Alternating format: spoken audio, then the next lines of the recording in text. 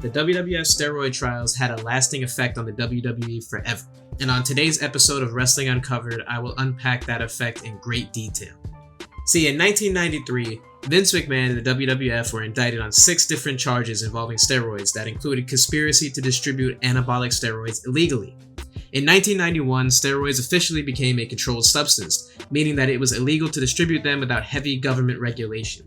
Weightlifting coach Bill Dunn revealed that he received his steroids from Dr. Zahorian, who was the WWF's head doctor at the time. Dunn revealed that he had been distributing the steroids purchased from Zahorian to his students, mostly young teenagers.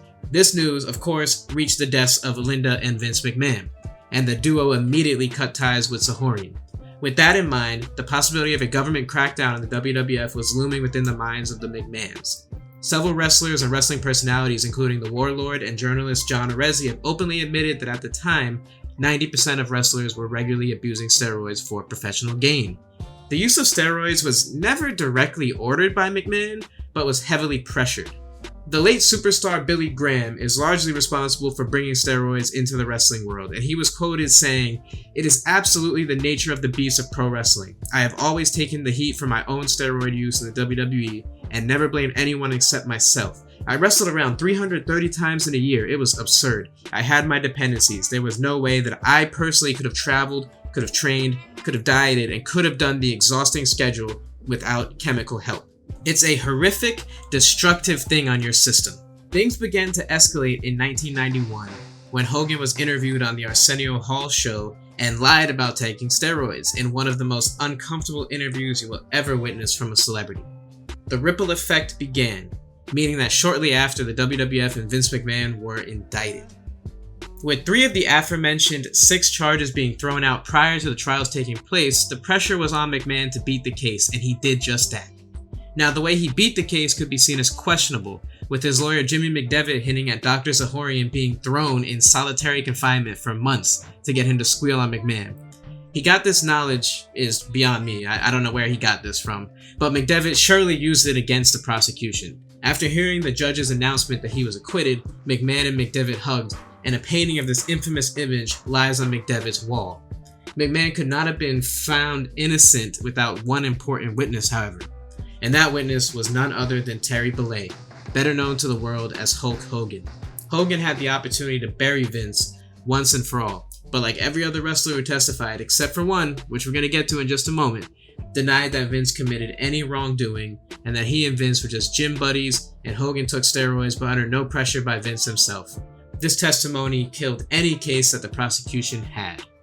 As for the wrestler who went on the witness stand and said that Vince pressured him into taking steroids, well, that was Kevin Wackles, better known as Nails. Since he had already had a backstage episode where he attacked Vince McMahon over a pay dispute, Wackles' testimony was ruled unusable after it was determined that he was just an ex-employee with a lasting grudge against the chairman.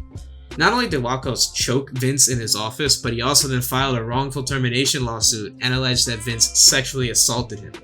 Now that I've given you the proper backstory on the steroid trial itself, let's look at how this directly impacted the wrestling business. For one, it made wrestlers' lives a lot safer for the generations to come. Countless stars from the 70s and 80s, like the British Bulldog and Mr. Perfect, passed away just way too young. And a common denominator in their passings are anabolic steroids and heavy drug use. Nowadays, wrestlers are aging well. Look at Steve Austin, Undertaker, and Shawn Michaels as examples of this. And that is directly linked to the quality of life afforded to wrestlers. The current generation, they have no pressure by a steroid culture and bodybuilder culture to be something that they're not physically.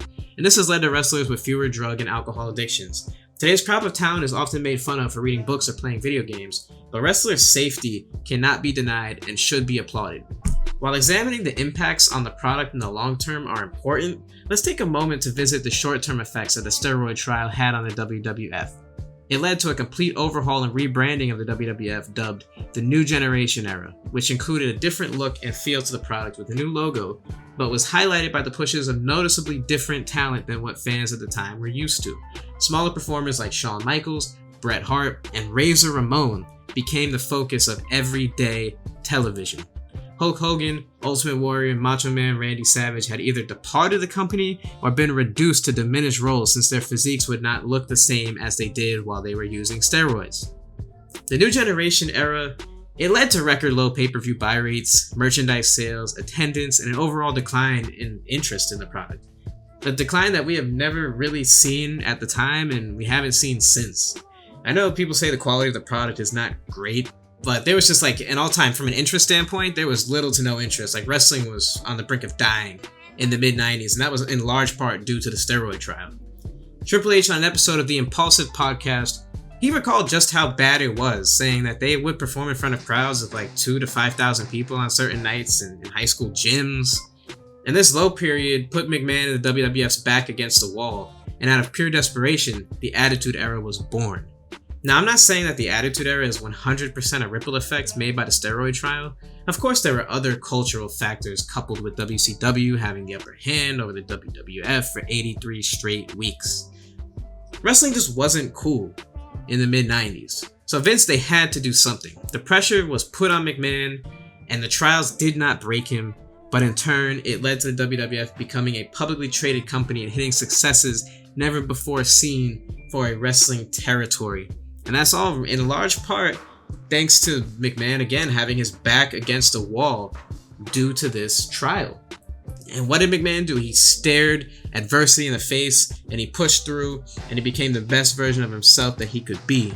And that's it for the video, guys. I know it's been a long time since I uploaded, but I wanted to get everything straight, get all my ducks in a row before I started making content again. This is the kind of content to expect from me going forward. This is what it's going to be. Documentary style, Dark Side of the Ring-like style videos, similar to the videos that I've done, like the one about Chris Benoit kicking The Miz out of the locker room, and the conspiracy theory of Macho Man and Randy Savage and Stephanie McMahon. So thank you all for checking this out. In the meantime, I'll talk to you on the next one. Peace.